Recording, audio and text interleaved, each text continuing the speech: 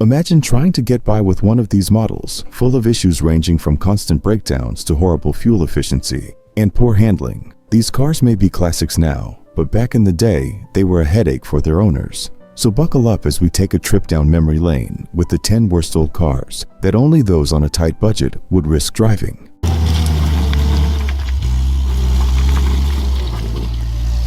Today, we're looking at a car with a lot of promise, but one that unfortunately struggled to live up to expectations, the Singer SM1500. In the post-war period, Singer aimed to capture the family car market by creating a vehicle that was stylish, modern, and comfortable. At a glance, the SM1500 seemed to tick all the boxes. It had a sleek design for the time, was spacious enough for a small family, and came from a brand that was well known in Britain. However, this stylish package had some serious issues under the hood that kept it from reaching its potential. Let's start with the design. The Singer SM1500 had a clean, elegant look, with a design that was more streamlined and upscale than many of its competitors. Its curved fenders, wide chrome grille, and spacious interior made it feel a bit more sophisticated, almost like a bridge between the standard family car and something a bit more luxurious. It had features that would appeal to the average family looking for a dependable vehicle that didn't sacrifice on appearance. In terms of first impressions, the SM1500 had quite a lot going for it. But, as with so many cars of the era, looks weren't everything. The SM1500 had serious reliability issues that quickly became apparent to owners. The most notorious of these was its troublesome gearbox. Many drivers found that the gears would grind or even get stuck, which made driving an unpredictable and often frustrating experience. Not only was this inconvenient, but it also raised questions about the car's durability. Fixing the gearbox wasn't cheap, and it often required multiple visits to the garage, which was a big disappointment for owners who had hoped for a reliable family car. Another problem that plagued the SM1500 was its electrical system. Electrical faults were a common complaint, with drivers frequently experiencing problems with the lights, horn, and other essential functions. This made the car not only unreliable, but also potentially unsafe, especially when driving at night or in poor weather. Electrical issues in older cars can be challenging to fix, and in the SM1500, these problems seem to surface all too often, adding to the car's reputation for unreliability. Rust was another issue that dogged the SM1500. British weather wasn't kind to many cars from this era, and unfortunately, the SM1500 was particularly vulnerable to rust. Owners noticed rust appearing on the body and frame after just a few years, which not only affected the car's appearance, but also compromised its structural integrity. For a family car, this was a significant drawback. Parents who wanted a safe, lasting investment in their transportation were understandably concerned when rust began to eat away at the SM1500 far sooner than expected. This rust problem led to higher maintenance costs and reduced resale value, making the SM1500 a less attractive option over time. Let's hear from some of the SM1500's former owners. One driver recalled, "It looked great in the driveway, but it spent more time there than on the road. Between the gearbox issues and the electrical faults, I was always worried about something going wrong." Another owner mentioned, "The rust was heartbreaking. After a few years, I couldn't keep up with the spots that kept popping up. It seemed like every rainstorm added another patch to the car's body." These stories capture a common theme. While the SM1500 was appealing initially, it didn't stand the test of time. So, what's the legacy of the Singer's M1500? This car represented a bold attempt by Singer to modernize and capture the family car market. But the quality issues overshadowed its stylish design and good intentions. In a competitive post-war market, where brands like Morris and Ford were offering more reliable options, the SM1500's shortcomings left it struggling to keep up.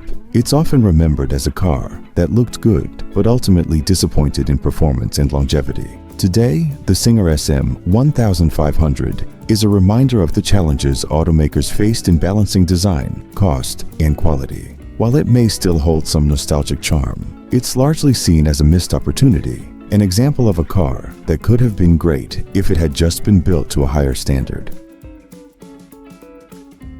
The Triumph Mayflower. Now, this car had ambitious goals. Triumph wanted the Mayflower to be an affordable but upscale small car, a way for post-war drivers to enjoy a bit of luxury without breaking the bank. They even gave it American-inspired styling to add some flair to British streets. But, as we'll see, the Mayflower's story is one of big ideas that struggled in execution. Let's start with the design. One of the most distinctive aspects of the Mayflower, Triumph opted for a razor-edge style with sharp lines and a boxy shape, inspired by American cars of the era. At a glance, it stood out from its more rounded contemporaries with a grille and silhouette that gave it a serious, almost imposing look. The styling was meant to evoke a sense of luxury, but it ended up being one of the Mayflower's biggest drawbacks. The car was boxy to the point of looking awkward and struggled with poor aerodynamics, which affected both speed and fuel efficiency. For many, the styling was more of an acquired taste, if it was appealing at all. Beneath its striking exterior, the Mayflower's engine left much to be desired. It was equipped with a small 4-cylinder engine that generated just enough power for city driving,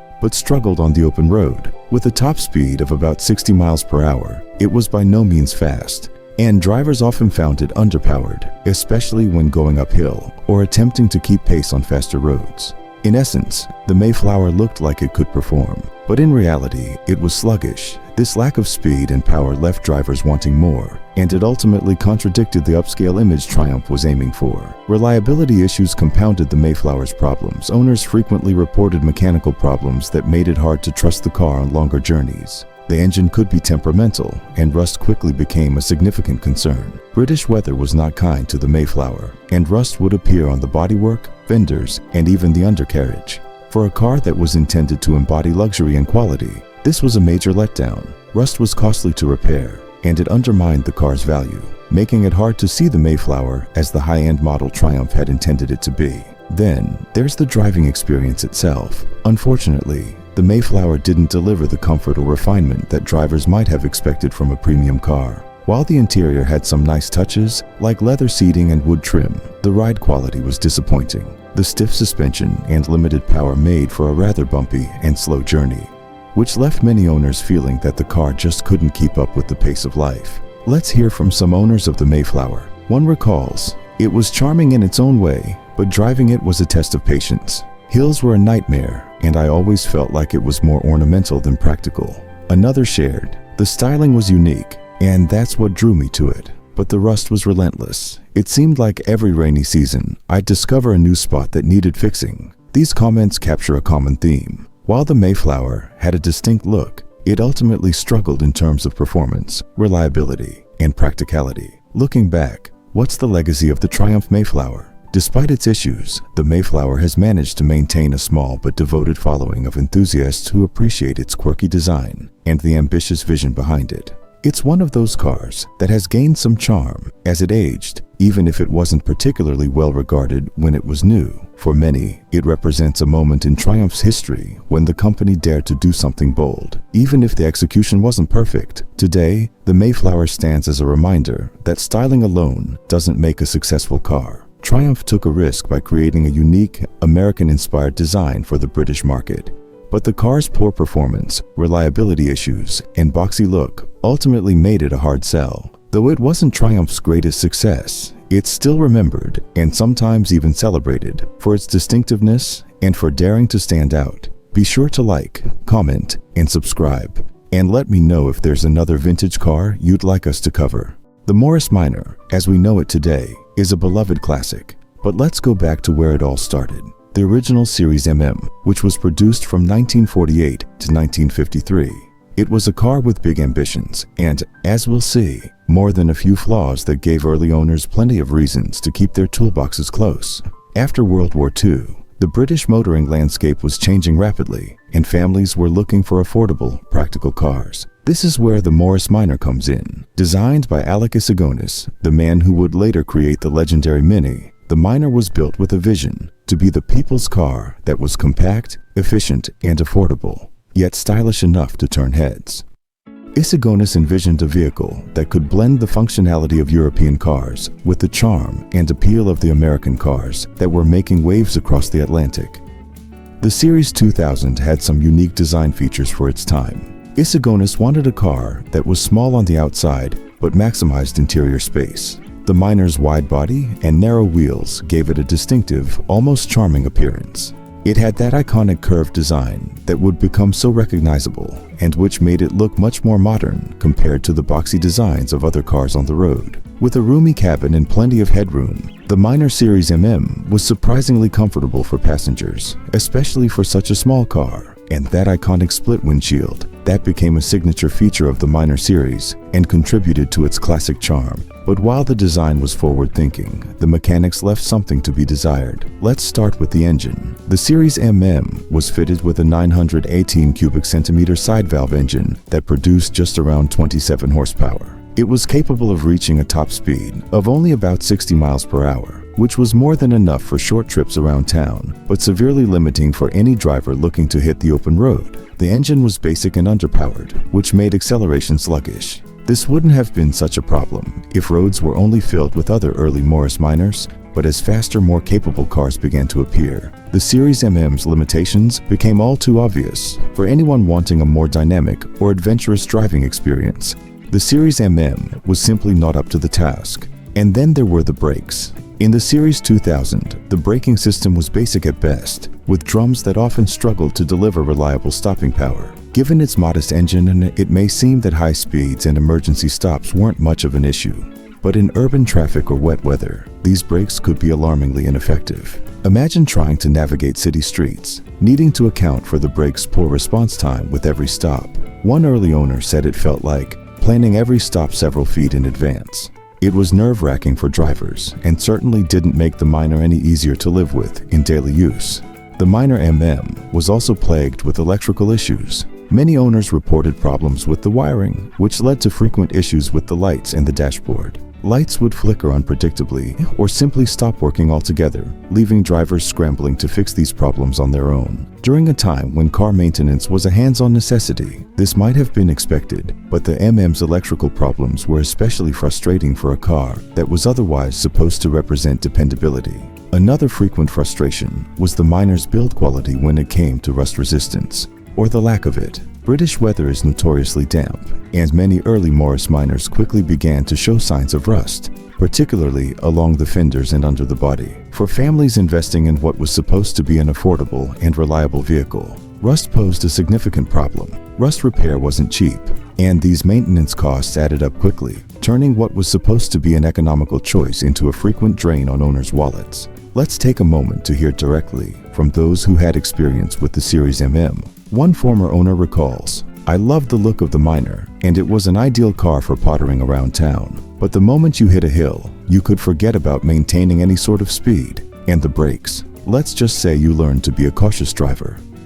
Another early owner mentioned, "The car had character, but you had to accept that it came with its own quirks. The electrical problems were a nightmare, and it seemed every year a new patch of rust would pop up, but back then, the options were limited, and you made do." These experiences really illustrate the mixed feelings people had about the Series 2000. There was affection for its charm, but it required a lot of patience to keep it on the road.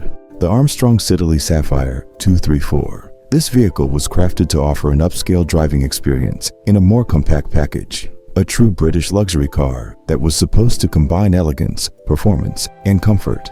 But as we'll soon see, it faced serious challenges on the road to becoming a classic. Let's look at how this car tried to balance high expectations with design limitations, and why it ended up struggling to satisfy its intended audience.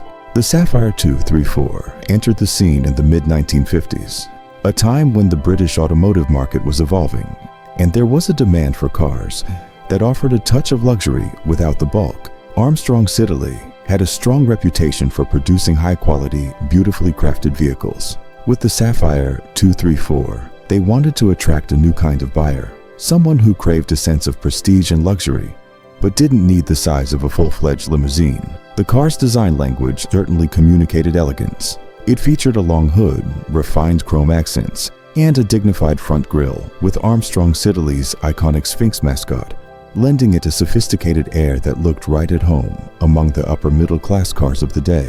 Inside, the Sapphire 234 was fitted with fine upholstery, detailed wood finishes, and a dashboard that showcased craftsmanship. The attention to detail was unmistakable. Everything from the finely stitched seats to the elegant instrument panel was crafted to give the driver and passengers a luxurious experience. The interior design exuded a sense of class, appealing to buyers who wanted a smaller luxury car that could navigate the narrow British streets without sacrificing style. But as charming as this car was, its problems became apparent fairly quickly. One of the main issues was the engine. The Sapphire 234 was fitted with a twin-carburetor, 4-cylinder engine that was designed to deliver smooth performance, but its complexity made it a headache for maintenance. While the engine was ambitious in its engineering, it turned out to be temperamental and challenging to maintain, especially for mechanics who weren't familiar with its intricacies. Many owners reported frequent breakdowns and reliability issues that required specialized attention, a level of care that wasn't readily available outside major cities. Armstrong Siddeley's attempt to create a powerful compact engine led to a car that was often off the road as much as it was on. When the engine ran well, the Sapphire 234 could indeed provide a pleasant, smooth drive. But these moments of reliability were often overshadowed by the need for frequent repairs. The carburetors were prone to misalignment. The ignition system had a tendency to malfunction, and generally, the car's engineering pushed the limits of what was achievable with 1950s technology. Routine servicing became a tedious and expensive affair, and owners found themselves constantly making trips to the mechanic. The Sapphire 234 was quickly earning a reputation as a car that required a deep pocket and endless patience. But it wasn't just the engine that caused frustration. The Sapphire 234's high maintenance costs made it a hard sell for luxury buyers who expected reliability and refinement from a premium car. Luxury car owners at the time, especially those buying into a brand like Armstrong Siddeley, wanted a car they could rely on, not one that was perpetually in need of repairs. The high upkeep was compounded by a lack of readily available parts, which drove up maintenance expenses. Many owners found that even small repairs could be costly and time-consuming, and it wasn't uncommon for Sapphire 234s to be out of commission for weeks at a time while waiting for a specific part. For those who bought the car with expectations of luxury, the reality was a disappointment. Let's hear from some of the owners who lived with this car during its prime. One former owner described it this way: "The Sapphire had a great look and presence, but it was constantly asking for attention. The engine was temperamental, and every few weeks, something else would go wrong. Owning it felt like having a high-maintenance pet." Another owner recalled, "I loved the style of the car, but I had to sell it after a year. The upkeep costs were too much for me, and I was constantly worried it would break down on long trips." These testimonials reveal the mixed feelings that surrounded the Sapphire 234. It was beautiful, it had charm, but it was impractical for many who couldn't keep up with its demands. Ultimately, the Sapphire 234's legacy is a cautionary tale in the luxury car market. It tried to deliver a premium experience in a smaller, more affordable package, but its mechanical issues and high upkeep costs made it unfit for its target audience. The car could have been a game changer, bridging the gap between compact practicality and upscale style. The Standard 10. This car was designed with a simple mission: to provide affordable, practical transportation for the post-war British family. Yet, despite its modest goals, the Standard 10 often left much to be desired in terms of reliability, comfort, and performance. In this video, we'll delve into the story behind the Standard 10, exploring why it didn't quite meet expectations and how it became overshadowed by some of its rivals. In the mid-1950s, Standard Motor Company aimed to cater to a market segment that wanted an economical, no-frills vehicle. Britain was in the midst of rebuilding, and many families were looking for a simple, budget-friendly car to help them get by. The Standard 10 promised exactly that: a low-cost, basic form of transportation without the luxuries or powerful engines found in higher-end models. From the outside, the 10 was straightforward, with minimal curves or design flourishes. It wasn't trying to win any style awards, it was trying to be practical. And, for a while, that approach worked, at least on paper. Inside, the Standard 10 was quite Spartan. The dashboard was simple, the seats were adequate, and there was little in the way of soundproofing, making for a somewhat noisy ride. Features were minimal, to say the least. There were no frills, and even the essentials felt bare bones. The car was functional, but it lacked the charm and character that many of its competitors offered. While other brands were experimenting with colorful interiors or small stylistic details to attract buyers, the 10 kept things utilitarian. The Standard 10 was powered by a modest 4-cylinder engine that produced a low level of horsepower, just enough to get it up to speed, but not very quickly. Performance was best described as sluggish, and the car struggled on inclines or with a full load of passengers. This wouldn't necessarily be a deal breaker for a budget car if it weren't for one other issue. It was also noisy. Owners often reported that engine noise would become quite noticeable at higher speeds, and the car's limited soundproofing did little to help. On long journeys, passengers would find themselves almost shouting to be heard over the drone of the engine, a less than pleasant feature for family road trips. Electrical issues were another bane of the Standard 10. Owners of the car would often experience problems with the electrical system, especially in damp or rainy weather, a common occurrence in Britain. The wiring system was prone to faults, with components sometimes failing unexpectedly. Many owners would joke that the 10 had a mind of its own, as it would sometimes refuse to start after a spell of rain or develop mysterious short circuits. These reliability issues were compounded by the lack of support from dealerships, which often struggled to keep parts in stock or provide efficient repairs. Let's hear from one owner who shared his experience with the Standard 10. It was my first car, and at the time I was just happy to have wheels. But I remember the frustrations. Every time it rained, I'd have my fingers crossed, hoping it would start. I had to carry a set of tools with me at all times just to be prepared for whatever it decided to throw at me that day. Another owner recalls, the noise was something else. You had to plan conversations around the engine's revs. And the power? Well, let's just say overtaking wasn't something you considered in a 10. These comments highlight just how underwhelming the Standard 10 could be as an everyday vehicle. In comparison, the 10's main competitor, the Ford Popular, offered a more reliable package that had fewer quirks and a smoother ride. The Popular wasn't a flashy car either, but it managed to balance basic functionality with a level of robustness that the Standard 10 lacked. It's no surprise then that many budget-conscious buyers opted for the Popular instead, leaving the Standard 10 to play catch-up in terms of sales. The 10 was affordable, yes, but in trying to keep costs low, it seemed to sacrifice a bit too much. Despite its setbacks, the Standard 10 did have a place in the post-war landscape, as it provided an entry point into car ownership for many families who otherwise couldn't afford a vehicle. It served its purpose as a starter car, a way to get from A to B without much fanfare or financial strain. For a generation of drivers, it was their first taste of freedom, their first car to take on family outings or trips to the countryside. There's a certain nostalgic charm to that, even if the car itself wasn't particularly memorable. Looking back, the Standard 10's legacy is a bit mixed. It's remembered as a car that tried to bring motoring within reach for more people, but it struggled to make a lasting impression due to its lack of features and frequent reliability issues. It's not a car that typically gets much attention from collectors or classic car enthusiasts, but for those who owned one, the Austin Champ, this military and utility vehicle was Britain's answer to a rugged, all-terrain machine capable of withstanding the demands of combat and rough terrains. The Champ was designed with impressive technical features for its time, but in the end, its complexity and high maintenance costs made it far less practical than the Jeep it was intended to replace. Let's dive into the Champ's story and see why, despite its potential, it couldn't live up to expectations.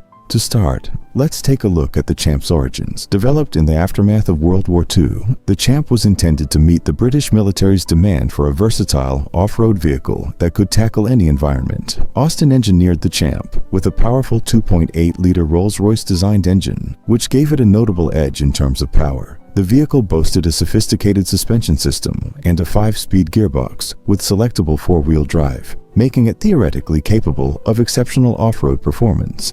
It also featured waterproofing that allowed it to ford rivers, a feature that would have been impressive for any off-road vehicle at the time. However, as the saying goes, sometimes less is more. The Champ's advanced engineering turned out to be both its strength and its downfall. The Rolls-Royce engine, while powerful, was too complex for the harsh, unpredictable environments that military vehicles often face. Its intricate design required regular, expensive maintenance, which was a major disadvantage when deployed in the field. Soldiers found themselves dealing with frequent mechanical issues, which were further complicated by the scarcity of specialized parts and tools needed for repairs. Unlike the American Jeep, which was known for its simplicity and ease of repair, the Champ was notorious for being temperamental and demanding. One major criticism from drivers was the Champ's weight. At over 2 tons, it was significantly heavier than its American counterpart, making it more cumbersome to handle, especially on rough terrain. Its heft meant that the Champ often struggled in the very environments it was built to conquer: muddy trails, uneven ground, and rocky landscapes. While it could ford rivers with ease, its weight would bog it down on softer surfaces, requiring recovery efforts that reduced its effectiveness in field operations. As one former driver remarked, the Champ was a beast to drive. Sure, it had power, but getting it through thick mud felt like wrestling a bear. It was exhausting, and not what you wanted in a vehicle meant for tough, remote environments. The Champ's durability in a combat environment was further hampered by its complex suspension system, which, although advanced, was highly prone to wear and damage under the stress of rigorous off-road use. In comparison, the Jeep's straightforward, sturdy suspension and design meant it could take a beating without needing frequent adjustments. Military personnel quickly found that a vehicle that required regular, skilled maintenance and precise parts was impractical in combat zones, where rugged simplicity was often more valuable than high-tech innovation. So why was the Champ designed with so many bells and whistles? The short answer is that it was a product of an era when engineering sophistication was prioritized over simplicity. The British military had hoped to build a vehicle that could outperform the Jeep, one that combined power and agility with advanced features. But in doing so, they overlooked the primary advantage of the Jeep, its straightforward, accessible design. By trying to make the Champ more refined, they created a vehicle that ultimately became a logistical headache. In terms of its legacy, the Austin Champ remains a fascinating case study of how complexity can sometimes be a detriment in military vehicle design. Despite its potential and ambitious engineering, the Champ never became the enduring symbol of rugged, go-anywhere utility that the Jeep did. Instead, it is remembered as an over-engineered, costly vehicle that was simply too demanding for its intended role. Collectors today may appreciate the Champ's historical significance and the engineering that went into it, but few would argue that it was an ideal choice for a military off-roader. In the end, the Austin Champ's story serves as a lesson in practical design. The Jeep's legacy endures because of its simplicity, ease of use, and adaptability. The Champ, on the other hand, reminds us that sometimes innovation can go too far, especially in applications where simplicity and reliability are paramount. The Voxhall Wyvern X, while it was intended to be an affordable mid-sized family car, it quickly earned a reputation for some serious shortcomings, from rust issues to an underwhelming engine. Let's take a deep dive into the Wyvern's story and explore why it struggled to make its mark in the automotive world of post-war Britain.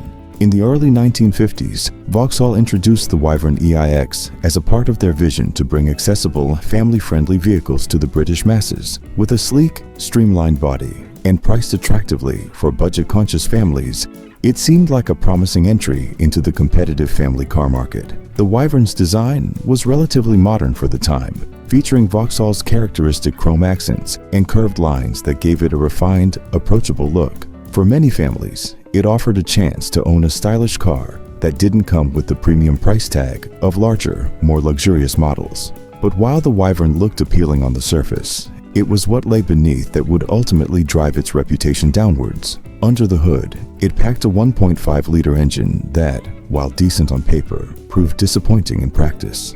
Many owners quickly found that this engine just didn't provide the power needed for a car of its size. Getting up to speed on highways was sluggish at best, with the Wyvern struggling to keep up with faster, more powerful models. As one owner put it, the Wyvern was fine around town, but on the open road, you really felt that lack of power. Overtaking was a chore, and you'd be pushing it just to keep up with traffic. However, performance wasn't the only issue. One of the biggest downfalls of the Wyvern X, and one that ultimately tainted Voxhall's reputation in the 50s, was its susceptibility to rust. Rust wasn't an unusual problem for cars in this era, but for the Wyvern, it seemed to be particularly aggressive. Within just a few years, it wasn't uncommon to see Wyverns with extensive rust damage, especially around the fenders and doors. The British climate, with its frequent rain and high humidity, only worsened the problem. For families who invested in the Wyvern as their long-term car, seeing it deteriorate so quickly was disheartening, not to mention costly. Repairing rust damage was expensive, and many owners found that they were spending more time and money on maintenance than they had anticipated. Inside, the Wyvern offered a basic, somewhat cramped interior. While Voxhall had tried to keep costs down, this resulted in a rather Spartan, and for some, uncomfortable seating arrangement. Long drives could be tiring, as the seats lacked sufficient support, and the cabin materials, while adequate, didn't hold up well under regular use. Families who used the Wyvern as a daily driver often found that the interior showed signs of wear rather quickly, adding to its perception as a car that aged faster than its competitors. In the grand scheme of things, the Wyvern EX became a reminder of the risks that come with cutting corners to save on costs. Voxhall had aimed to produce an affordable family car, but in doing so, they overlooked some fundamental aspects of durability and performance. As more reliable, powerful models entered the market, the Wyvern found itself overshadowed. Models like the Ford Popular and the Morris Minor offered similar affordability, but with far fewer compromises in quality and longevity. As a result, the Wyvern EX faded into the background, remembered mostly for its rust-prone design and lackluster performance. The issues with rust were especially damaging for Voxhall, who spent years rebuilding their reputation after the Wyvern's production ended. Today, it's a rare sight on the road, cherished only by a few enthusiasts who see it as a piece of post-war British automotive history, a relic of a time when car manufacturers were still finding their footing in a rapidly changing market. The Austin A90 Atlantic. This car was Austin's bold, even audacious attempt to crack the American market with a mix of British flair and Hollywood-inspired glamour. Marketed as a sporty and stylish convertible and coupe, the Atlantic was a dramatic departure from the more reserved, functional designs Austin was known for. So, what went wrong? Let's dive into what made the Atlantic both memorable and ultimately a costly failure for Austin. The Austin A90 Atlantic made its debut in 1949, boasting a look that was unmistakably flashy for a British car of its time. From its sweeping curves to its chrome accents, the Atlantic was clearly designed with American tastes in mind. Austin was hoping that this bold styling would catch the eye of American buyers who were accustomed to larger, more powerful vehicles. The Atlantic featured a unique grille, twin headlamps, and a distinctive rear fin, a nod to the jet age style that was just beginning to take off in the United States. And let's not forget the convertible top, which made it an attractive option for anyone dreaming of cruising along the California coast. However, under its glamorous exterior, the Atlantic struggled to deliver the performance needed to compete with American cars. Powering the Atlantic was a 2.6-liter, four-cylinder engine that produced around 88 horsepower, a respectable figure by British standards, but inadequate for the American market. For a car that weighed over 3,000 pounds, this engine simply couldn't provide the performance buyers expected. The Atlantic was slow to accelerate, and at higher speeds it felt strained, especially when compared to the more powerful V8 engines that were dominating the American market at the time. As one owner put it, the Atlantic looked like it was ready to fly, but it moved more like a tortoise on a holiday stroll. Ride quality was another major issue. The Atlantic's suspension, while innovative in some respects, was ill-equipped to handle the car's weight. Its front suspension, a combination of coil springs and hydraulic dampers, struggled to keep up with the demands of American roads, which were often longer and faster than those in Britain. This led to a rather bumpy ride, and the car's handling wasn't particularly sharp either. It had a tendency to feel sluggish and heavy around corners, which only added to its lackluster driving experience. The suspension issues, combined with its underwhelming power, meant that the Atlantic failed to provide the comfortable, exciting ride that buyers expected from a luxury convertible. But perhaps the biggest blow to the A90 Atlantic was its reception, or lack thereof, in the United States. Austin had high hopes that the Atlantic's styling and convertible option would make it irresistible to American buyers, who were increasingly drawn to bold, sporty cars in the post-war years. Unfortunately, the Atlantic missed the mark. Its performance issues, combined with a relatively high price tag, meant it was outclassed by American models that offered more power, better handling, and greater value. Austin's ambitious goal of selling the Atlantic in large numbers in the US simply didn't materialize, and the car's poor sales eventually led to its discontinuation in 1952. Interestingly, despite its commercial failure, the A90 Atlantic has earned something of a cult following in recent years. Car enthusiasts today often appreciate the Atlantic for its unique styling and its status as a bold but flawed experiment in transatlantic appeal. It's a rare sight on the road today, with only a limited number of models ever produced. For collectors, the Atlantic represents a fascinating piece of automotive history, one that reflects both the optimism and the challenges of the post-war automotive industry. In the end, the Austin A90 Atlantic is remembered as a car that reached for the stars but fell short of its goals. It's a reminder that even the best-laid plans can go awry, especially in the competitive world of car manufacturing. The Atlantic was stylish, no doubt about it, but it was underpowered, uncomfortable, and ultimately couldn't find its place in the market it was designed to conquer. Still, there's something endearing about its ambition, and for those who appreciate classic British cars, the Atlantic remains a beautiful misfit from a bygone era. The Bond Mark C, produced from 1952 to 1956. The Bond Mark C was built with one goal in mind: affordability. But with a single front wheel, minimal power, and, let's just say, unique stability, the Bond MKC earned a reputation for being one of the most peculiar cars of its era. Let's explore what made this tiny three-wheeler such a character on the road, and why it holds a place in history, despite its rather mixed reviews. The Bond MKC emerged in the early 1950s, at a time when post-war Britain was focused on affordable, practical vehicles for a population just beginning to recover from years of economic hardship.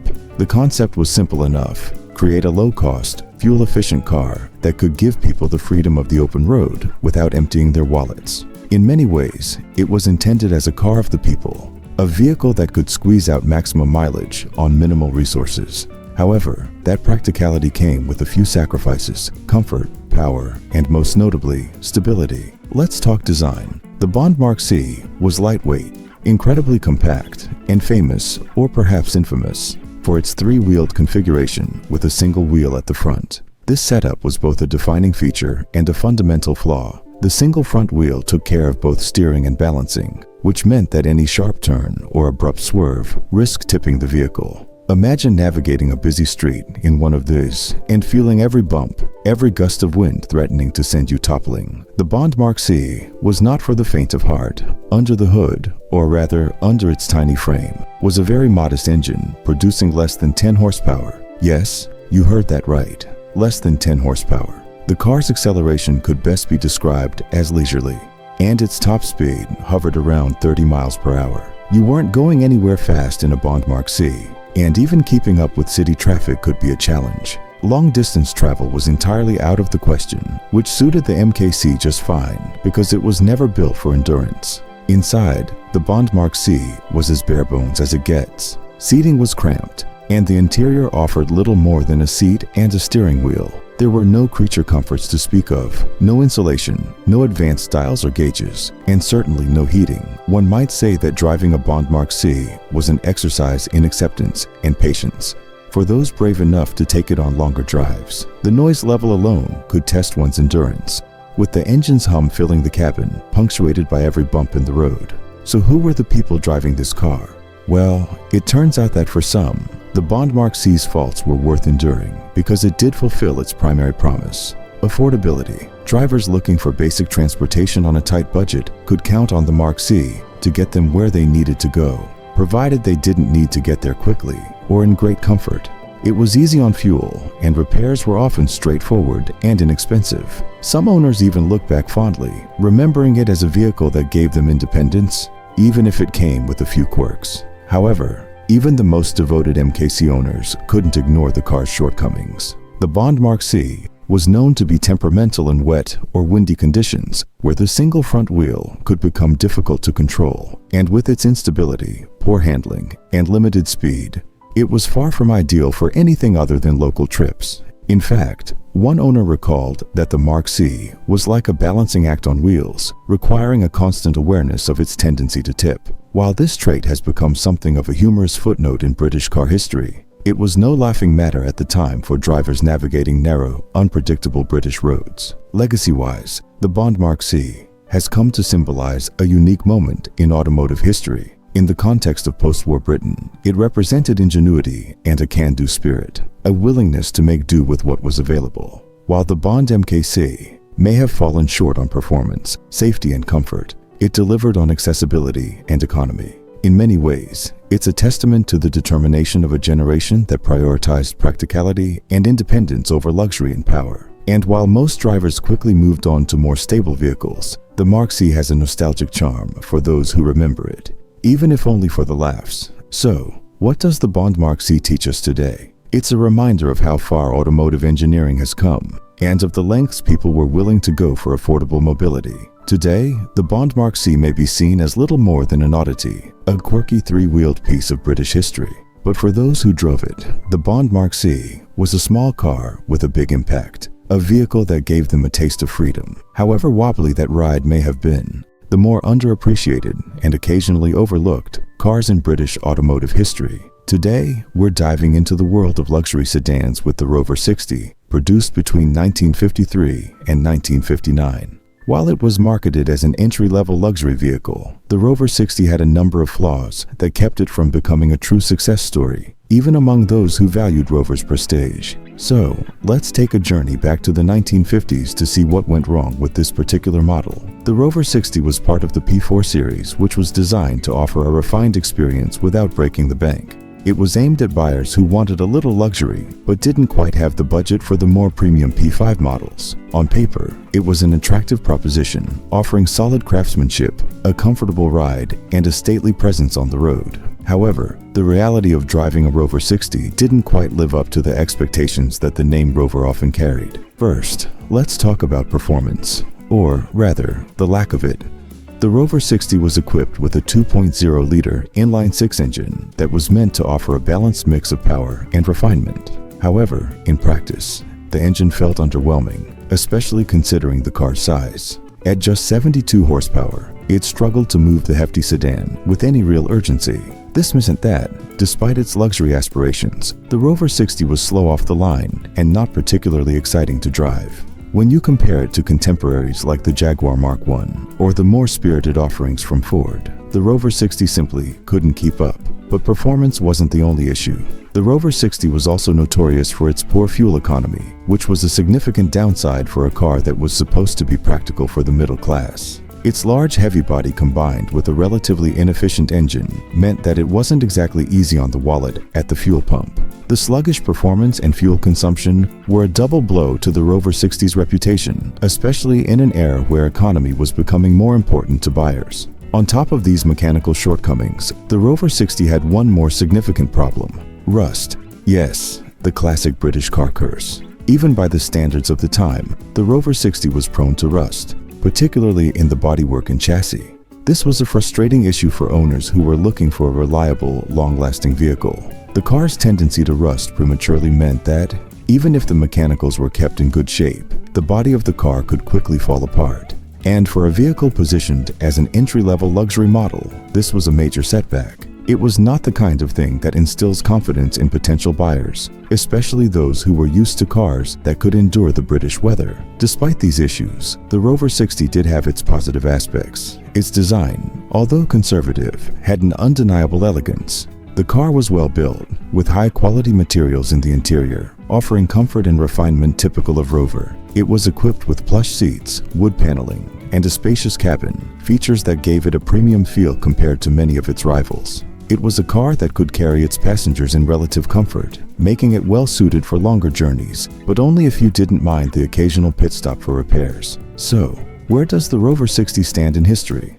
Unfortunately, despite its attempts to offer an entry-level luxury experience, the car was often overshadowed by competitors that offered better performance, better reliability, and better value for money. It didn't have the sportiness or refinement of the Jaguar, nor the affordability of the Ford. It was stuck in a tricky middle ground, too heavy and underpowered for a luxury car, too thirsty and prone to rust to be practical for the average buyer. The result: the Rover 60 quickly became outdated in a market that was rapidly evolving, and it never gained the same kind of loyal following as other Rover models. Legacy-wise, the Rover 60 is remembered as something of a misstep for the brand, a vehicle that didn't live up to the high standards expected of a Rover. It's a reminder of how even established manufacturers can sometimes miss the mark when it comes to meeting the demands of the market. While it was certainly well built and had moments of luxury, it wasn't able to deliver on performance or reliability in a way that resonated with consumers. Today, the Rover 60 remains a somewhat forgotten model in Rover's history.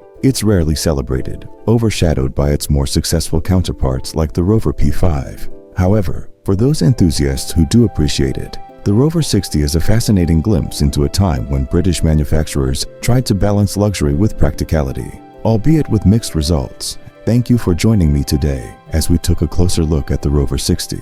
If you enjoyed the video, don't forget to like, subscribe,